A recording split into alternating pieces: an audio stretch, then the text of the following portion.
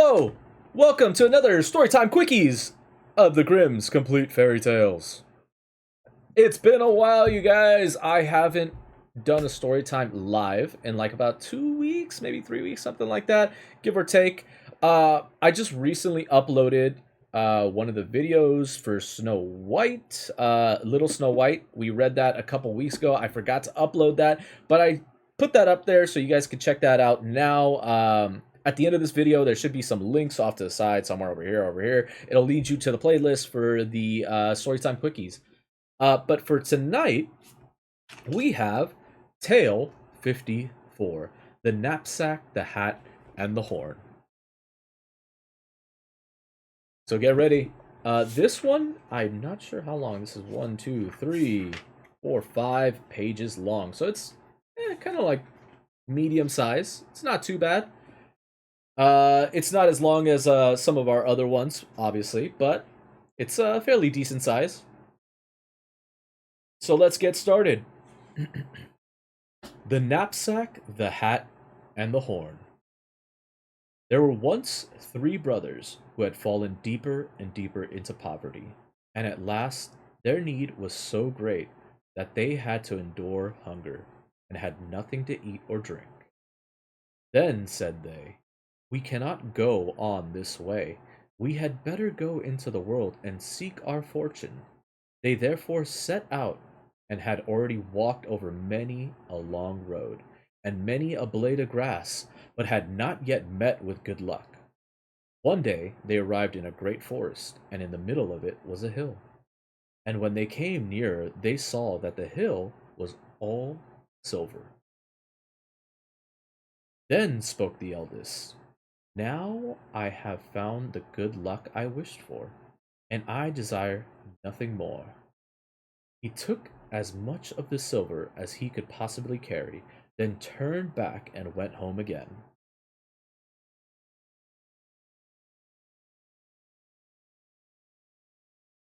But the 2 others said, "We want something more from good luck than mere silver," and did not touch it, but went onwards. After they had walked for 2 days longer without stopping, they came to a hill which was all gold. The second brother stopped, thought to himself, and was undecided. "What shall I do?" said he. "Shall I take for myself so much of this gold that I have plenty for all the rest of my life? Or shall I go farther?" At length he made a decision, and put as much into his pocket as would go in, said farewell to his brother, and went home. But the third said, "Silver and gold do not move me. I will not give up my chance of fortune. Perhaps something even better will be given me."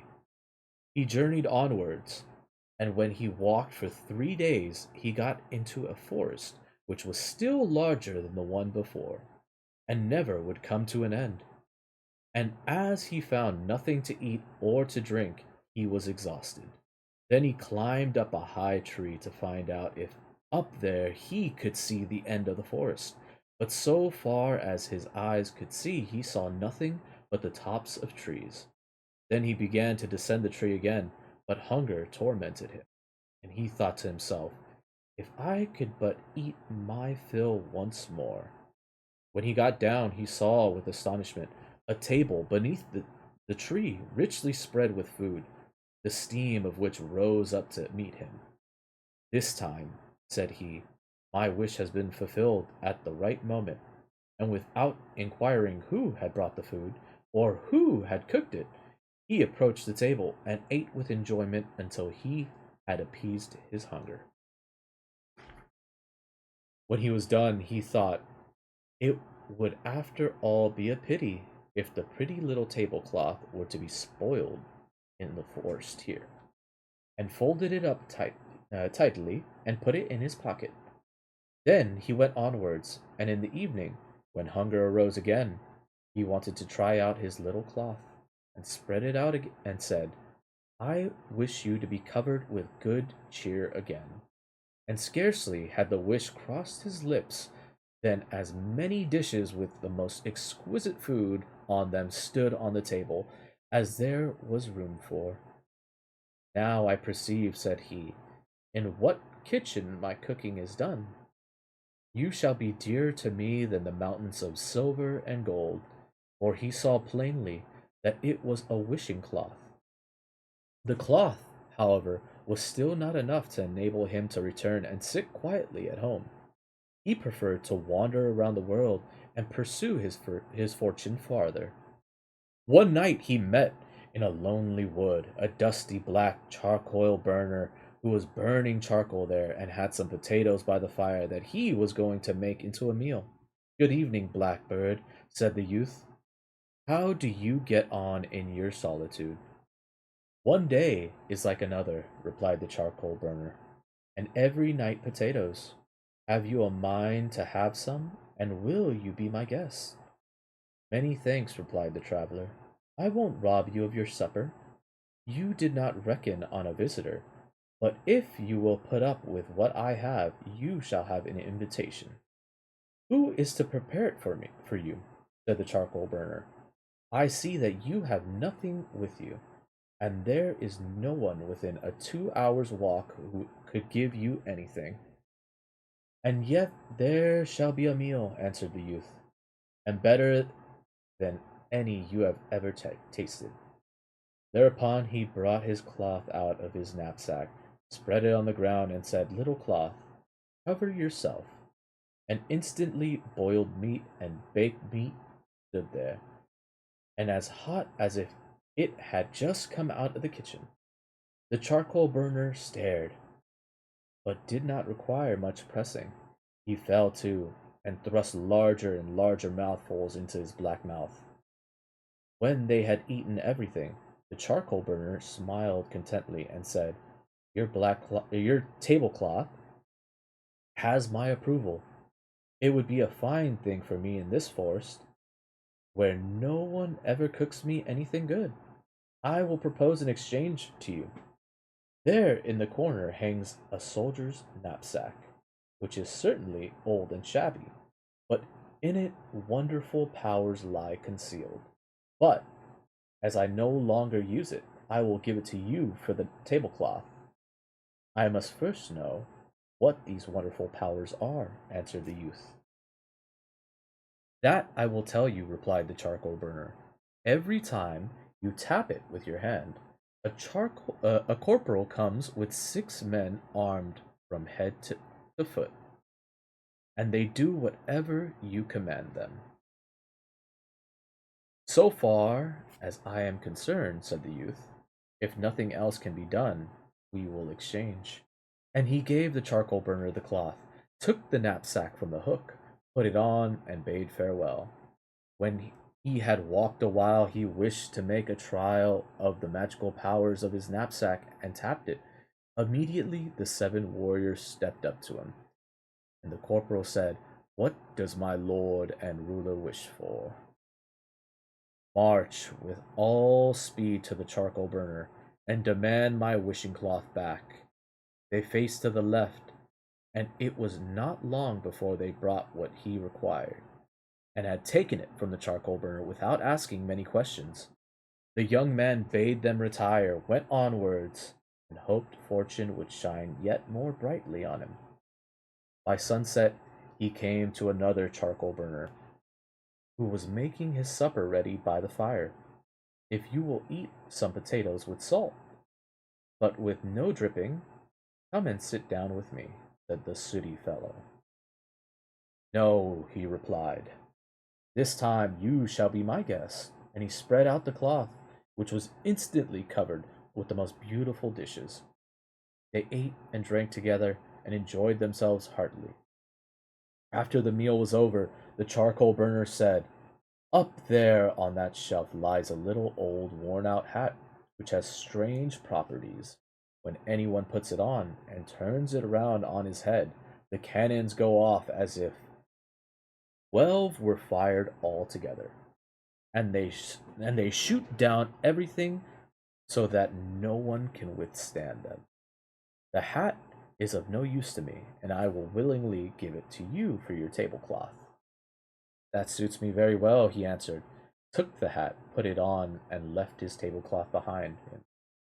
Hardly, however, he walked away than he tapped on his knapsack, and his soldiers had to fetch the cloth back again.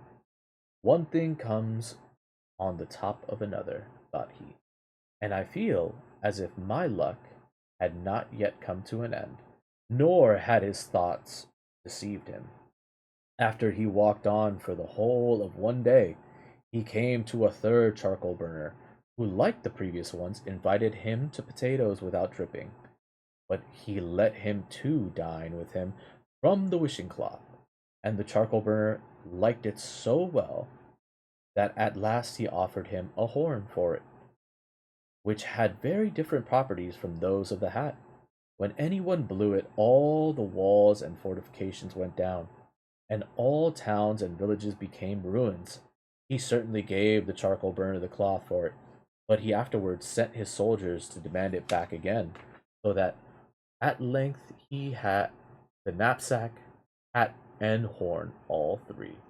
Now, said he, I am a made man, and it is time for me to go home and see how my brothers are getting on.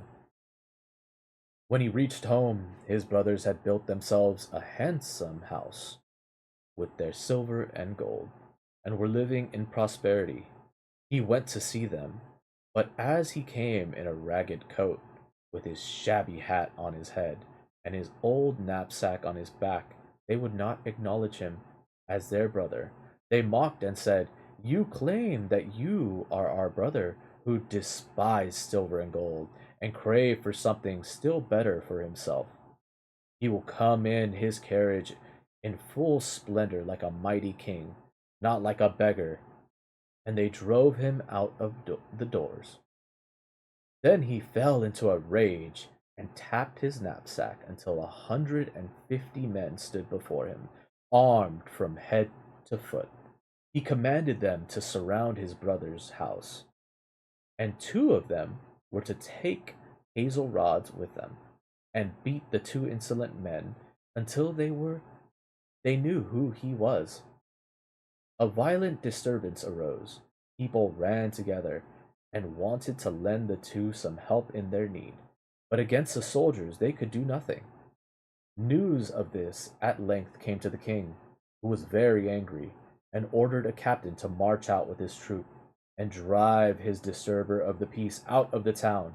But the man with the knapsack soon got a greater body of men together, who repulsed the captain and his men, so that they were forced to retire with bloody noses. The king said, This vagabond is not brought to order yet. The next day sent a still larger troop against him, but they could do even less. The youth still set still more men against them, and in order to be done even sooner, he turned his hat twice round on his head, and heavy guns began to play, and the king's men were beaten and put to flight. And now, said he, I will not make peace until the king gives me his daughter for my wife, and I govern the whole kingdom in his name. He caused this to be announced to the king, and the latter said to his daughter, Necessity is a hard nut to crack. What remains for me but to do what he desires? If I want peace and to keep the crown on my head, I must give you away. So the wedding was celebrated, but the king's daughter was vexed that her husband should be a common man who wore a shabby hat and put on an old knapsack. She wished much to get rid of him, and night and day studied how she could accomplish this.